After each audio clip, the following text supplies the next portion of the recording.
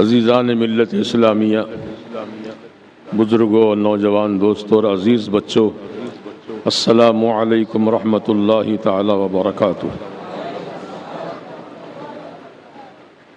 الحمد للہ رب العالمین والعاقبۃ للمتقین، والصلاة والسلام على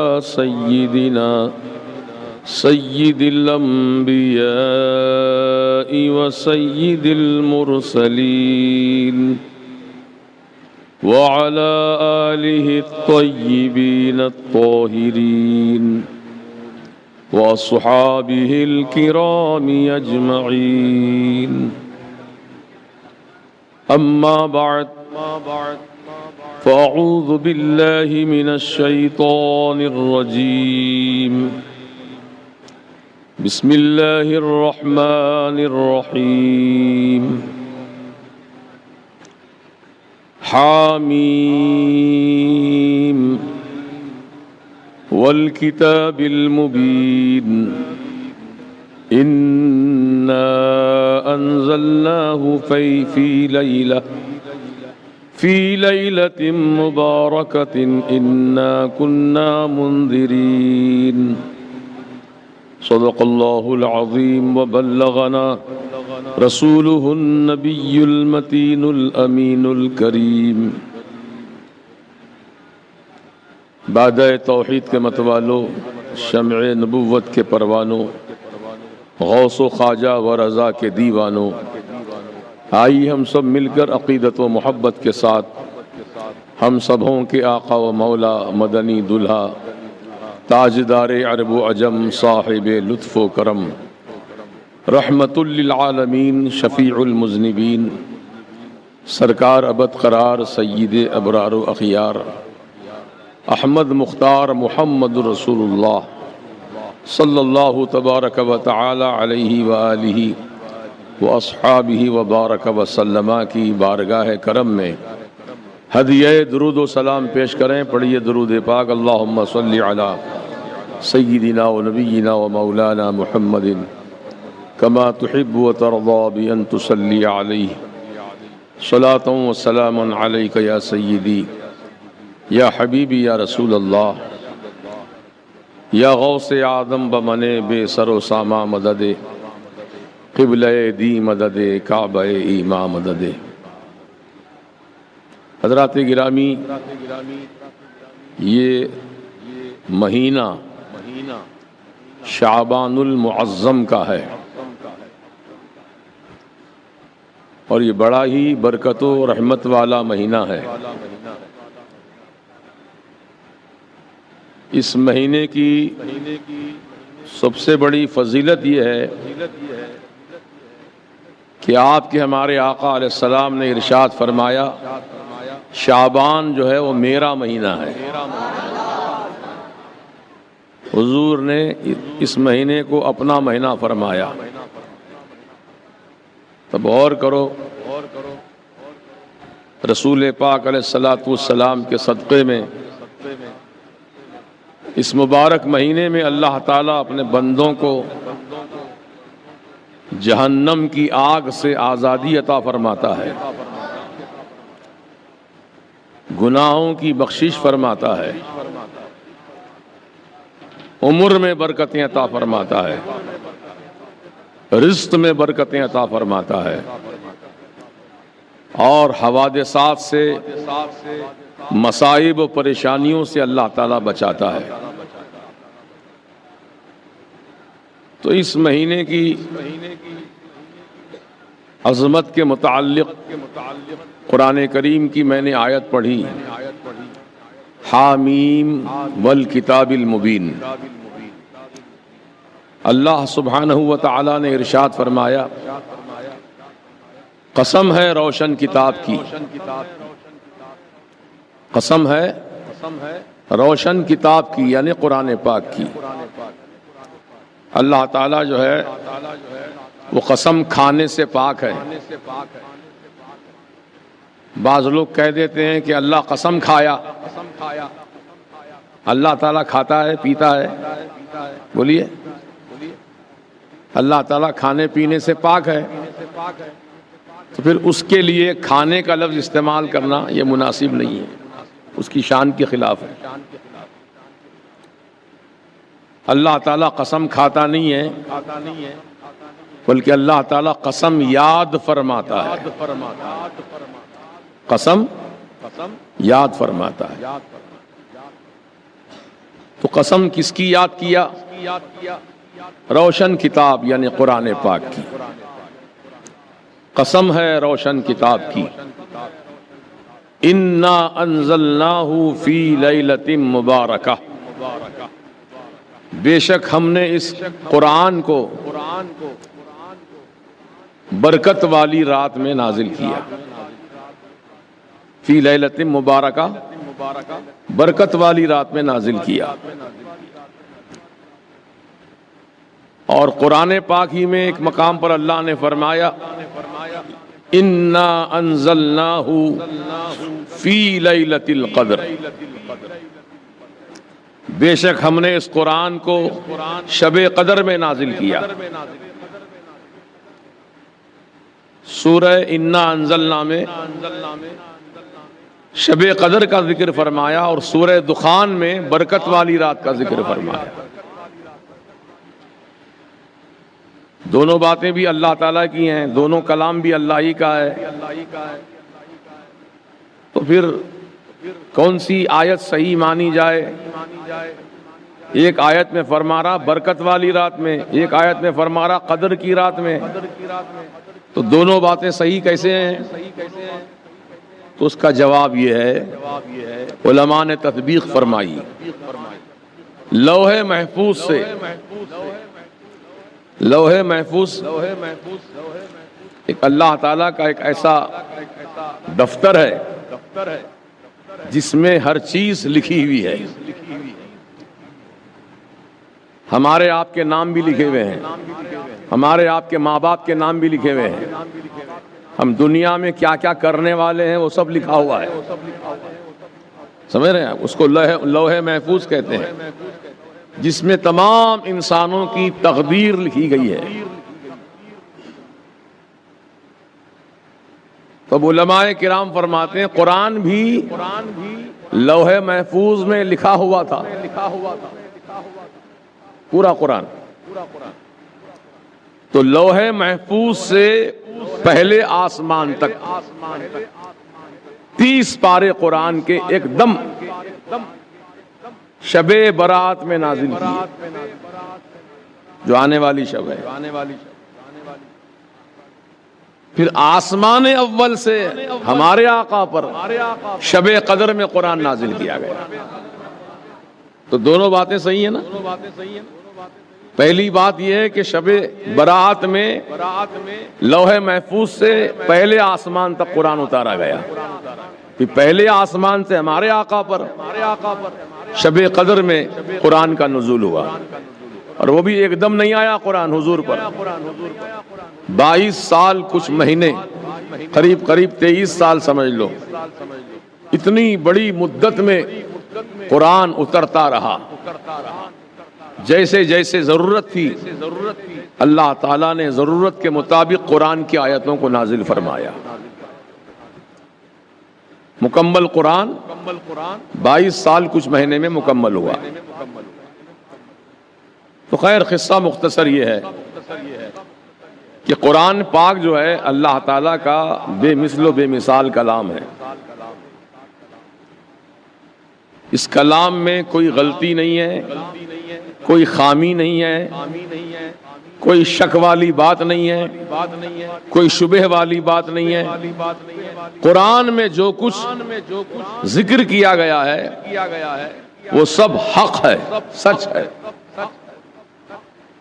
اس بات کو مانو۔ قرآن کی آیت ہر مسلمان کے لیے ایمان ہے۔ بولیے، ہمارا ایمان ہے قرآن پر، قرآن کی ہر آیت پر ایمان ہے۔ جب کوئی آپ کو قرآن پڑھ کر سنائے تو اس کو سنو خاموش رہ کر، تاکہ اللہ تم پہ رحم فرمائے۔ پھر قرآن کی آیت میں جو حکم دیا گیا ہے اس حکم کو مانو۔ قرآن عمل کے لیے، ہدایت کے لیے بھیجا گیا ہے۔ ہم مسلمان ہیں نا، ہمارے ماں باپ مسلمان، ہم بھی مسلمان، تو جو مسلمان ہم ہیں تو مسلمان کی ذمہ داری یہ ہے کہ وہ قرآن کے احکامات پر عمل پیرا ہو۔ جو حکم قرآن میں ہے عمل کرو، اس میں حجت مت کرو، بحث مت کرو، شک مت کرو، شبہ مت کرو۔ جو بات یقینی ہے اللہ تعالیٰ کے کلام میں، اس یقینی کلام کو مان لو اور اس پر عمل پیرا ہو جاؤ۔ ایسا کیوں، ویسا کیوں، ایسا حکم کیوں دیا، ویسا حکم کیوں دیا، یہ بحث کرنے کا ہم کو اختیار نہیں ہے۔ اللہ تعالیٰ نے قرآن پاک ہی میں ارشاد فرمایا ہے، فَلِمَ تُحَاجُّونَ فِي مَا لَيْسَ لَكُمْ بِهِ عِلْمٌ۔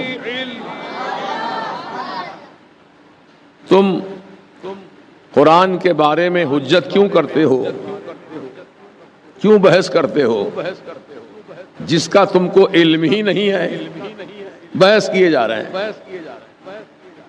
گمراہی ہو جائے گی۔ بحث کرنا نہیں ہے، آمنا صدقنا بولنا ہے۔ کیا بولیں گے؟ آمنا صدقنا، میں ایمان لایا اللہ کے کلام پر اور سچا مانا میں نے اللہ کے کلام کو۔ آمنا و صدقنا، نو بحث، نو حجت، نو آرگومنٹ، کچھ نہیں۔ اللہ کا حکم سر جھکا دو۔ یہ مسلمان کی شان ہونی چاہیے۔ الحمدللہ جو اللہ تعالیٰ کے کلام پر یقین رکھتے ہیں اور اس کے احکامات کو مانتے ہیں، عمل کرتے ہیں، وہ بڑے کامیاب ہیں، دونوں جہاں میں کامیاب ہیں۔ میرے سرکار جو ہے نماز ادا فرما رہے تھے، جہری نماز تھی، مغرب یا عشاء تھی، جنات کی ایک جماعت آ رہی تھی۔ پہلے وہ کافر جن تھے، مسلمان نہیں تھے، وہ جنات کافر تھے۔ جب حضور پاک علیہ السلام کی تلاوت قرآن کو سنا نماز میں، پہلی بار سنا جنات نے، ایسا اثر ہوا اس کا ان جنات پر کہ ان کی آنکھوں سے آنسو بہ رہے تھے، جنات رو رہے تھے، میرے آقا کی زبان پاک سے قرآن سن کر رو رہے تھے۔ ٹھہر گئے وہیں پر، نماز مکمل ہونے تک ٹھہر گئے۔ جب میرے آقا نے سلام پھیرا نماز کا، جنات کا شہنشاہ حاضر آیا، بڑے ادب سے حضور کی بارگاہ میں عرض کیا، حضور ہم نے قرآن پاک جو آپ پڑھ رہے تھے ہم نے سنا، ہم پر ایسا اثر ہوا کہ ہمارے دلوں کی دنیا بدل چکی ہے، آقا ہمیں مسلمان بنا دیجئے۔ سمجھ رہے ہیں؟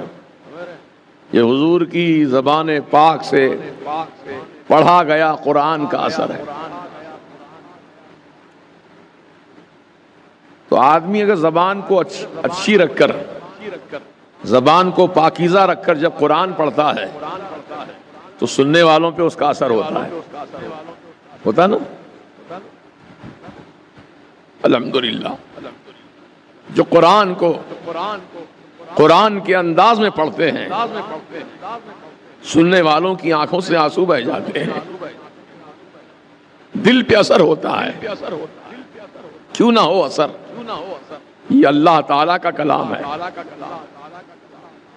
کسی شاعر کی شاعری سن کر آدمی رو دیتا ہے، شاعر کی شاعری رو دیتا ہے، دل پہ اثر کر جاتی ہے بات۔ یہ تو احکم الحاکمین کا کلام ہے، کیوں اثر نہیں ہوگا؟ ضرور اثر ہوگا۔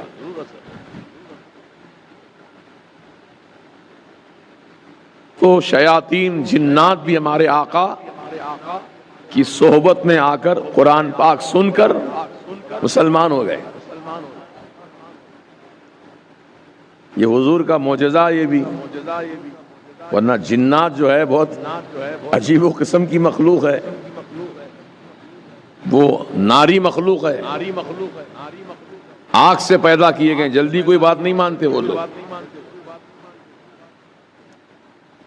اللہ تعالیٰ نے قرآن کریم میں ارشاد فرمایا جنات کو اور انسانوں کو اللہ نے جو پیدا کیا ہے، کیوں پیدا کیا، مقصد کیا ہے پیدا کرنے کا؟ ایسا ہی پیدا کر دیا؟ نہیں، بہت بڑا مقصد ہے. اللہ تعالیٰ قرآن کریم میں ارشاد فرماتا، سنیے. اعوذ باللہ من الشیطان الرجیم وما خلقت الجن والانس الا لیعبدون.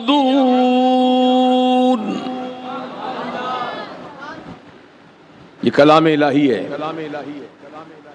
رب تعالیٰ نے فرمایا وما خلقت الجن والانس، اور میں نے نہیں پیدا کیا جنات و انسان کو مگر لیعبدون، میری عبادت کے لیے. انسانوں کو جناتوں کو رب نے اپنی عبادت کے لیے ہی پیدا کیا ہے.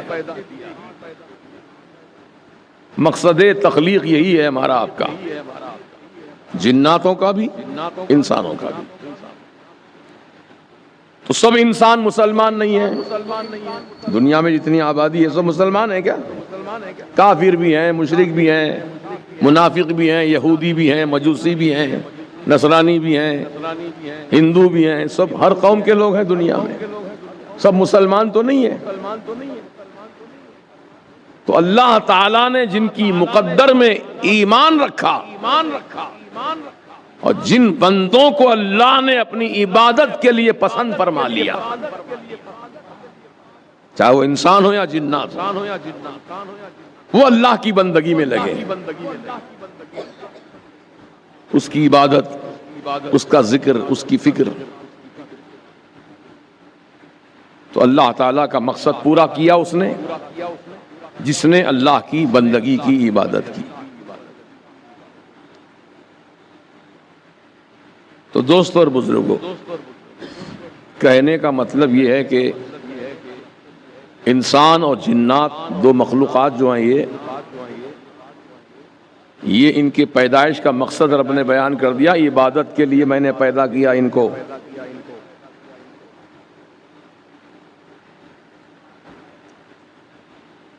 اب عبادت کے لیے رب نے پیدا کیا ہم کو، آپ کو، انسانوں کو، جناتوں کو. تو ہماری آپ کی پیدائش کا مقصد کیا ہے؟ عبادت کرنا. پھر یہاں سوال پیدا ہوا عبادت کا مقصد کیا ہے؟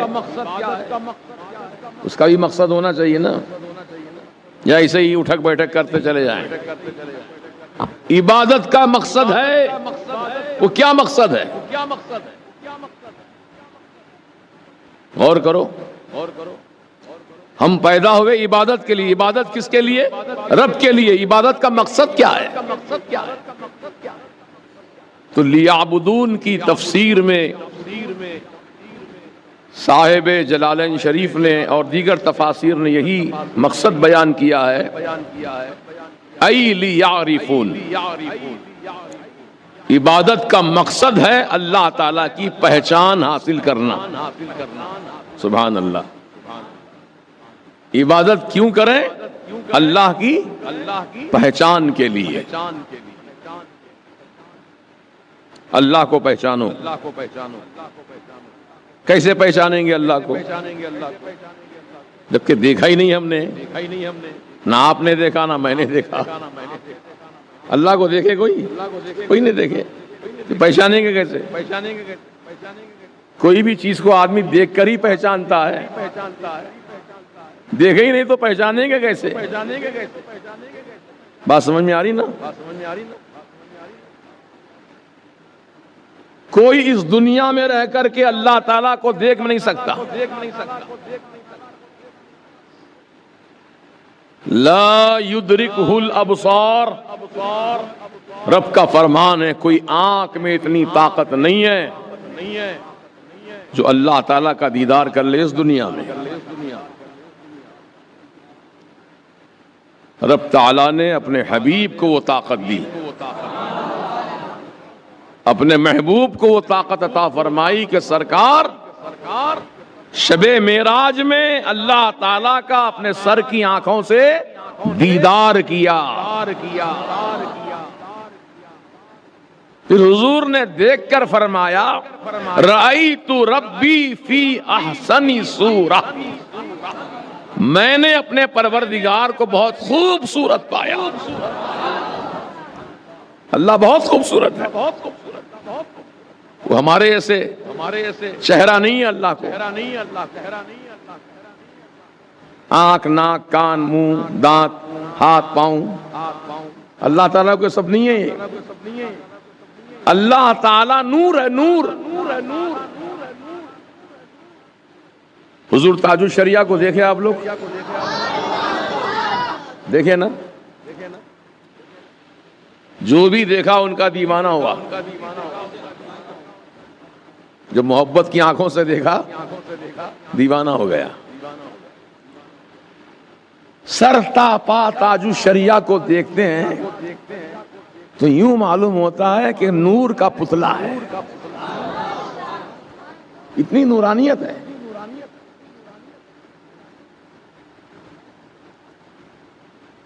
ان کے بدن پر، چہرے پر نور ہی نور برس رہا ہے.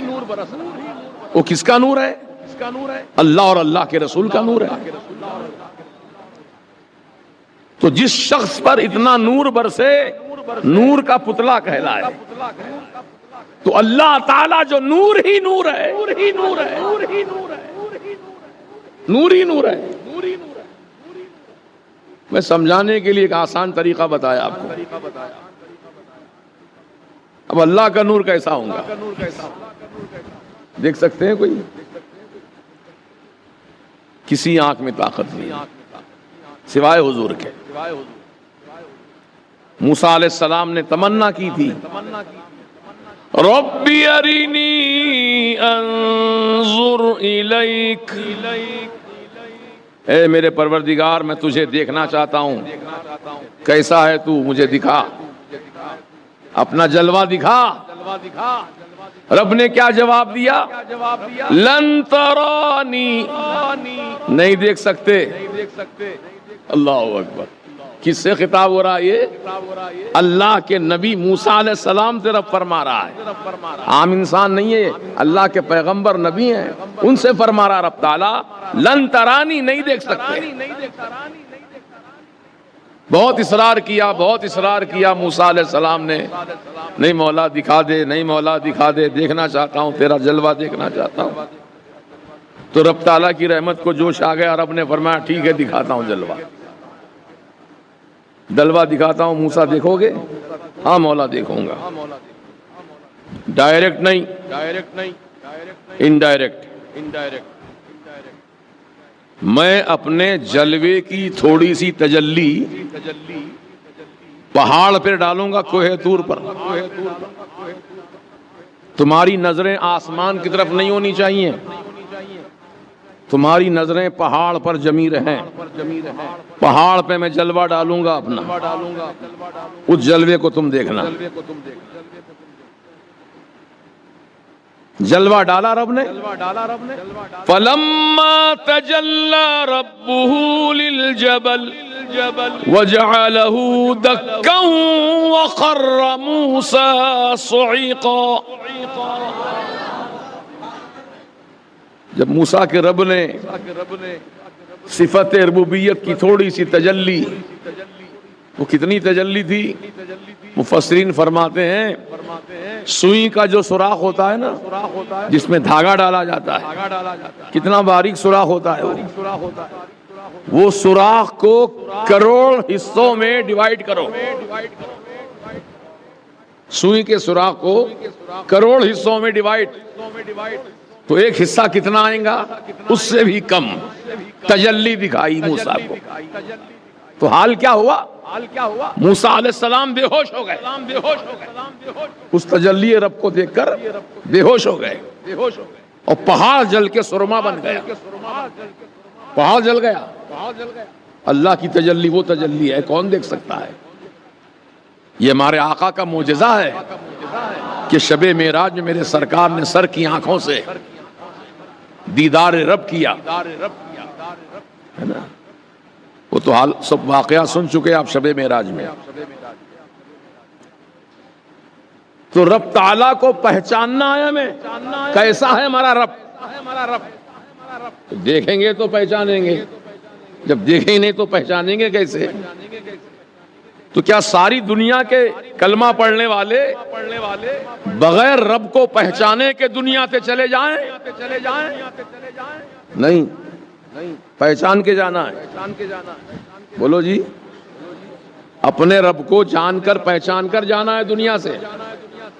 کیسے جانو گے جبکہ دیکھا ہی نہیں ہے، اور دیکھ بھی نہیں سکتے ہیں یہاں دنیا میں۔ موسیٰ علیہ السلام نے ہمت کی تھی، بے ہوش ہو گئے، ہوش باقی نہیں رہا آپ کا۔ پہاڑ پہ تجلی ڈالی تو پہاڑ جل کے سرما بن گیا۔ ہم آپ کیا دیکھ پائیں گے؟ تو رب تعالیٰ نے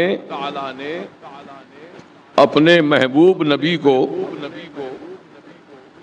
اپنی ذات، اپنی صفات کا آئینہ بنا کر اس دنیا میں بھیجا۔ اب اللہ کو جاننا ہے تو رسول کو جاننا ہے، اللہ کو جاننا ہے رسول کو جانو۔ رسول نظر آ رہے ہیں، آپ کہیں گے اب تو نظر نہیں آ رہے ہیں۔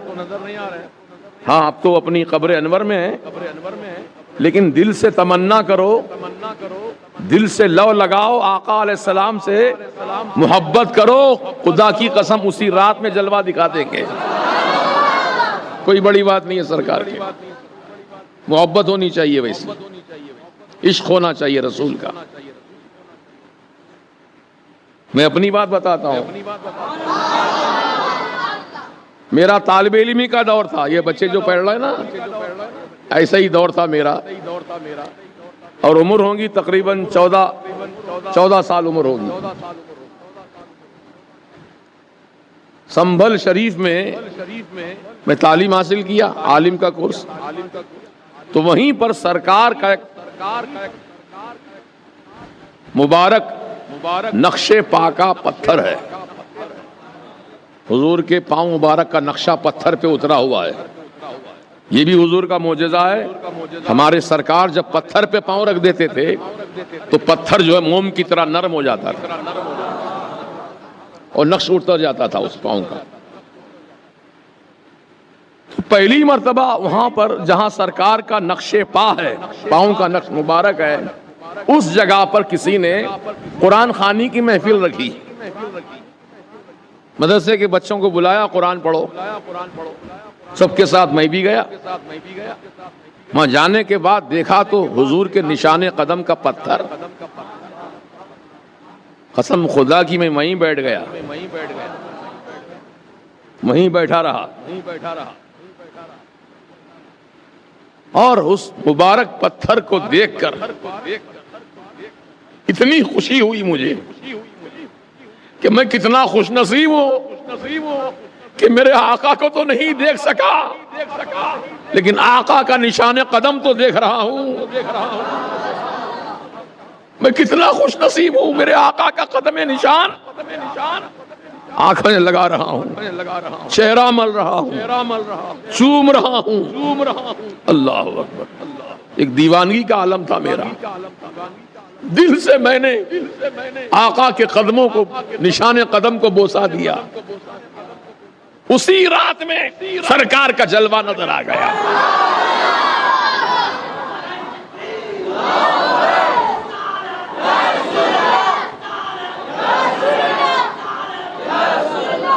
کہنے کا مطلب یہ ہے میرے بھائیوں، نوجوانوں، بچوں، سرکار کو دل سے چاہو. جس دن تم دل سے چاہو گے، دل کی گہرائیوں سے آقا سے محبت کرو گے، آقا اسی رات کرم فرما دیں گے. کوئی مشکل نہیں ہے میرے سرکار کے لیے. میں نے اپنی مثال دی آپ کو. قرآن شریف نہیں پڑھا میں، میرے آقا کے نشان قدم کو دیکھتا بیٹھ گیا. ادھر بچے پڑھ رہے ہیں سب، لیکن میں وہاں سے اٹھا نہیں. چومتا رہا، دیکھتا رہا، چومتا رہا، دیکھتا رہا. قسمت کی یاوری ہو گئی، قسمت کی معراج ہو گئی. میرے آقا وہیں پتھر کے پاس تشریف لائے ہیں خواب میں. اسی پتھر کے پاس سرکار آئے ہیں. یعنی مطلب حضور کی نشان قدم ہونے کی دلیل ہے. کسی اور کا ہوتا تو کیوں آتے آقا؟ وہیں پر آئے ہیں. اور مجھ سے فرماتے ہیں آقا اٹھا اس پتھر کو، اس پتھر کو اٹھا. کالے رنگ کا پتھر ہے بڑا، اس پہ نشان قدم ہے. جب میں اٹھا رہا ہوں تو اٹھ نہیں رہا مجھ سے، وزنی پتھر ہے. میں نے کہا آقا علیہ السلام سے عرض کیا رسول اللہ علیہ السلام بہت وزن پتھر ہے، مجھ سے نہیں اٹھ رہا ہے. آقا نے فرمایا بسم اللہ پڑھ کے اٹھا. بسم اللہ شریف پڑھ کے جیسے ہی اس نشان قدم والے پتھر کو میں نے اٹھایا، آسانی سے میرے ہاتھ میں آ گیا. اب سرکار آسمانوں کی طرف تشریف لے جا رہے ہیں، اڑتے ہوئے جسم کے ساتھ آسمانوں کی طرف جا رہے ہیں. اور یہ غلام رسول، یہ حقیر فقیر پرس تقصیر بندہ قدیر، سرکار کا نشان قدم ہاتھ میں لے کر سرکار کے قدموں کے نیچے میں بھی اڑتا جا رہا.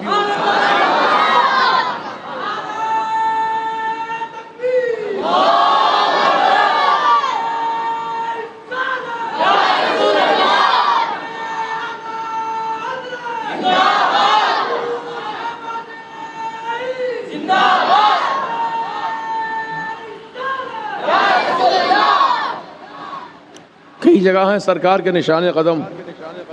مکہ مسجد میں بھی ہے، دلی کی جامع مسجد میں ہے، سنبھل شریف میں ہے، اڑیسہ کٹک میں ہے، اور نہ جانے کہاں کہاں سرکار کے تبرکات ہیں. جب موقع مل جائے کہیں جانے کا تو ضرور زیارت کرنا،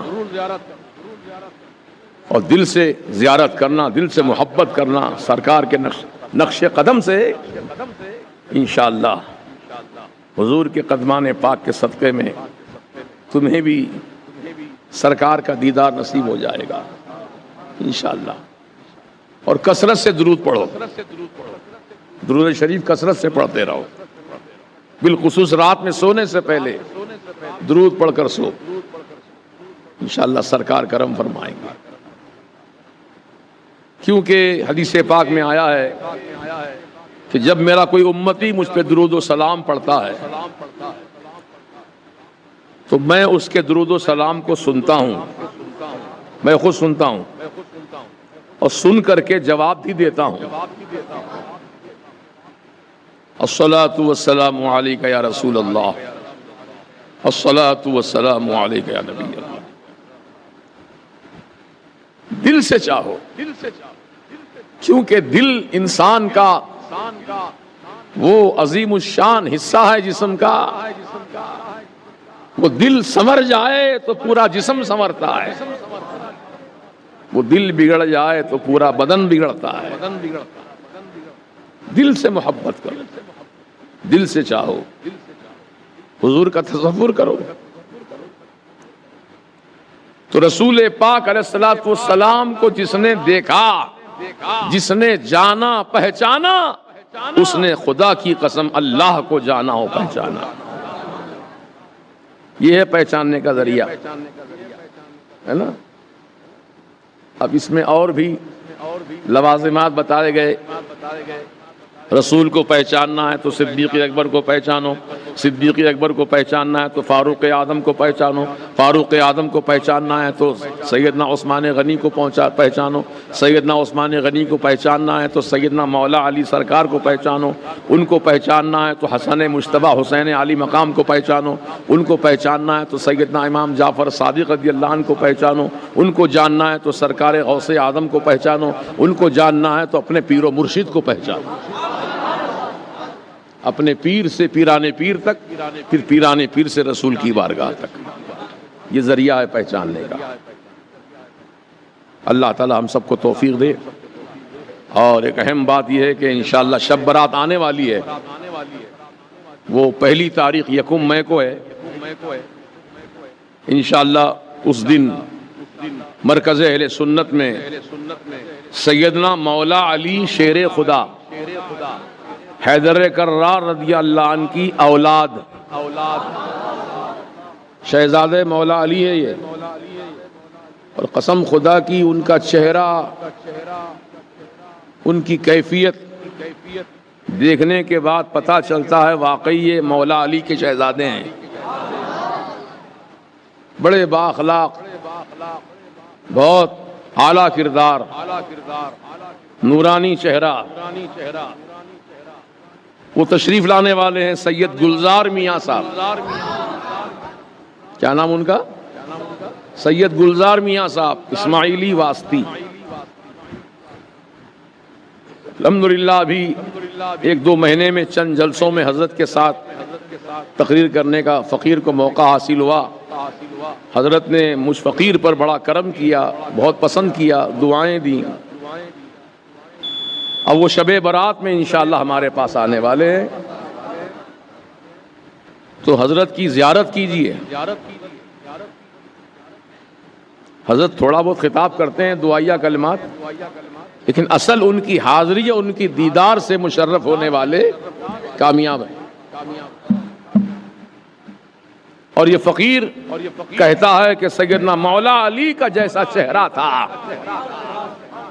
اس چہرے کی شباہت سید گلزار میاں کے چہرے میں نظر آتی ہے۔ تو آپ سب حضرات پابندی وقت کے ساتھ 10 بجے انشاءاللہ نماز عشاء ہوگی اس دن، تاکہ آپ اطمینان سے فارغ ہو کر سب کاموں سے 10 بجے تک یہاں تشریف لائیے۔ 10 بجے نماز عشاء ہوگی، اور نماز عشاء کے فوراً بعد انشاءاللہ یا تو سورہ یاسین شریف پڑھا جائے گا، پھر جلسہ ہوگا، جلسے کے بعد سورہ یاسین شریف پڑھیں گے، جیسا بھی ترتیب ہوگی بتا دیا جائے گا آپ کو۔ تو آپ حضرات پابندی کے ساتھ تشریف لائیے، اور حضرت سیدنا مولا علی شیر خدا حیدر کرار رضی اللہ تعالیٰ عنہ کے شہزادے کی زیارت کیجیے۔ بڑے باکمال بزرگوں کی اولاد ہیں یہ۔ انشاءاللہ میں اس جلسے میں حضرت کی موجودگی میں حضرت کی کرامت بتاؤں گا آپ کو۔